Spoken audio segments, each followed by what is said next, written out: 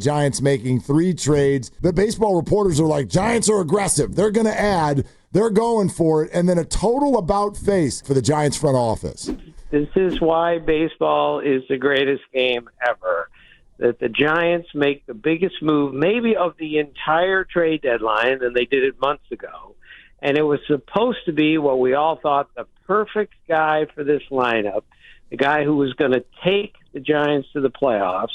They were going to all rally around him and be a demonstrably better offensive team, and none of that happened. This is why baseball is the best, is we slap our forehead all the time and say, why? How can this happen? And the answer is, I don't know how this happened.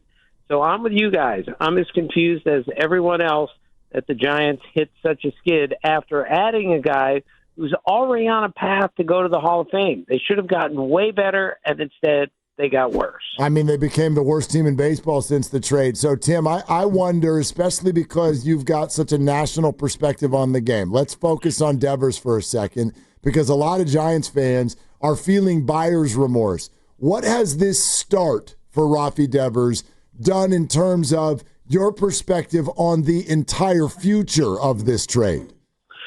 It's way too early to say buyer's remorse. It's way too early to say that the Giants made a mistake or that the Red Sox haven't exactly taken off either, even though they won 10 games in a row recently. They're not exactly in a great position to make the playoffs either. So the beauty of trades, and it's a cliche, you have to wait.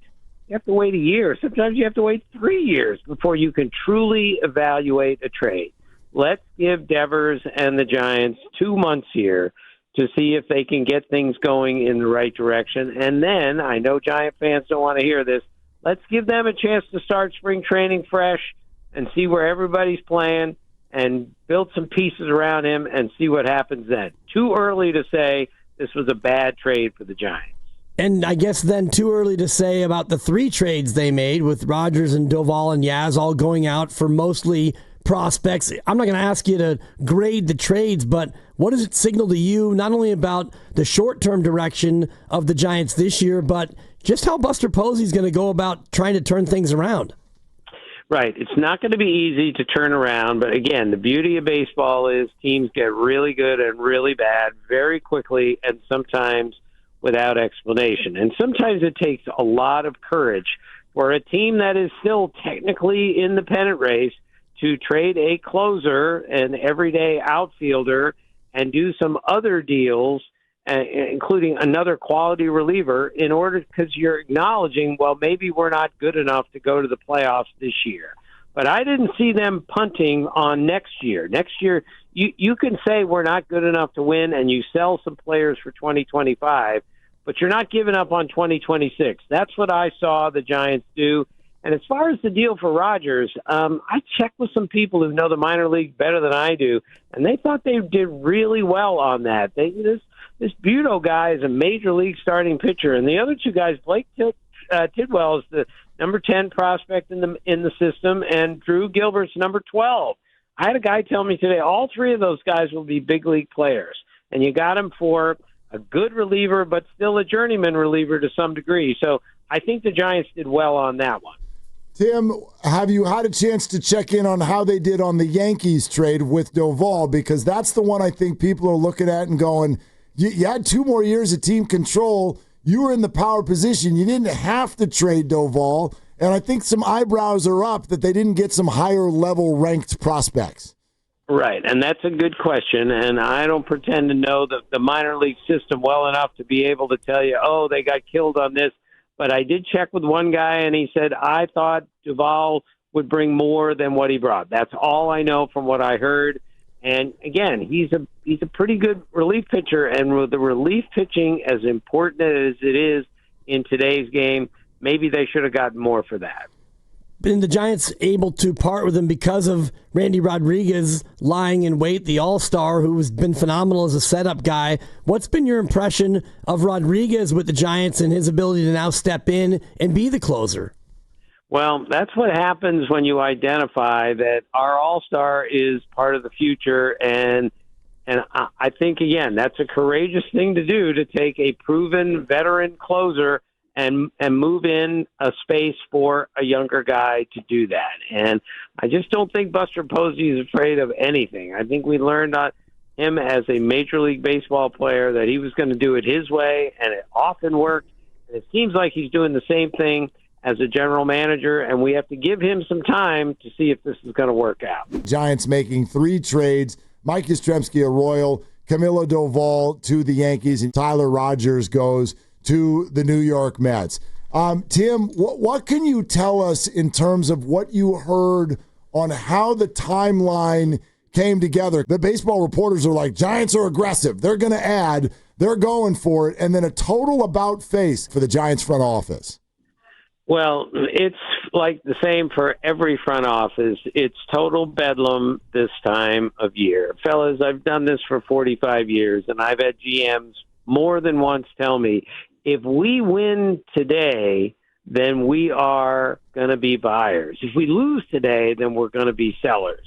It comes down to one game before they make their decision. Are we in or are we out? This is when general managers earn all their money right now, when they have to determine, do we trade that great young prospect for a player that might be the answer, or do we hang on to him and not go for it? It's the hardest time of year, and when you're Buster Posey and you're the Giants, you're like every other team, the decisions are excruciatingly difficult because people are hanging on every deal, and then when they don't work out necessarily, or it doesn't make the fan base happy, that causes some problems. You mentioned the word bedlam, and I was thinking, this is great. This is bedlam. How much more bedlamy was this year as opposed to most years? Yeah, this one was one of the crazier ones that I've seen. Now, I'm not in the business of rating the craziest trade deadlines, but this was pretty nutty. We had 16 deals yesterday, over 30 trades today. And the theme to me was still, again, it started with a bunch of relievers moving, and it ended with a bunch of relievers moving. And here the Padres and the Mets and the Yankees just loaded up on relievers. I mean, the Yankees have 4 closers on their team. The Mets have 2 closers on their team. The Padres have 3 closers on their team. That's how deep these bullpens are. And to me, that's not a coincidence. This is where the game is right now. 40% of our innings are coming from relievers. David Johnson always told me you win in October with bullpen and bench, and that is more true now than it's been in a long, long time. Tim, away from the deadline, let's get to the way the Giants are playing, and in your opinion, what this says about and means for Bob Melvin. Well, Bob Melvin is a really good manager, and I am not about to blame him for this team having such a terrible last month and a half. It's just there's only so much a manager can do. He's the manager of this team moving forward, as he should be, and they're just going to have to find a way to score a bunch more runs and do a bunch more of the other things that help you win games. And it doesn't help that they're in a division with the Dodgers, with the Padres, who just loaded up again, and with the Diamondbacks, who will be back next year as a pretty good team. So you got to remember the division they're in, and this has been disappointing, but I'm not blaming the manager for any of it. Yeah, Tim, even if I tend to agree with you, here's the problem I think a lot of Giants fans are having is it's not just losing. You're watching baseball seemingly that is just filled with crazy mistakes. Just, people not knowing infield fly rules and being in the wrong space and throwing to the wrong base. Doesn't that say something on some level about a coaching staff? Yes, but we are talking about 30 coaching staffs, maybe 28, because there are only a couple teams that really play the game properly today. Go ask the Yankee fans about how crisply the Yankees have played the game this year as far as defense, base running, mental mistakes. They say it's the worst they've ever seen. Am I going to blame the Yankee coaching staff? I'm telling you, fellas, this is where we are. The players overwhelm this sport, overpower it with their physical gifts. But I have written the story multiple times. The base running in the big leagues is the worst I have ever seen it. The players do not truly understand. They're bigger, stronger, faster, and better than ever. But as far as the understanding of how to play the game, it's not very tidy these days. And the Giants are by far, they're not the only team that's doing this. I would say most of the teams, when you look at them every day, you will say, boy, that team makes a lot of mistakes. They do a lot of stupid things. That's unfortunately the way the game is played today, because we're so busy teaching our pitchers how to throw as hard as they can, spin a breaking ball, and our hitters to hit the ball as far as they can.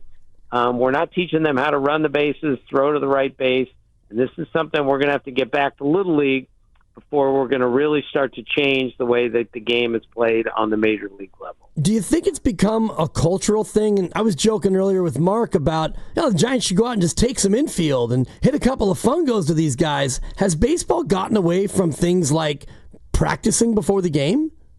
Well, we don't take infield like we used to. Now, I see it a little bit more now, special infield work and things like that.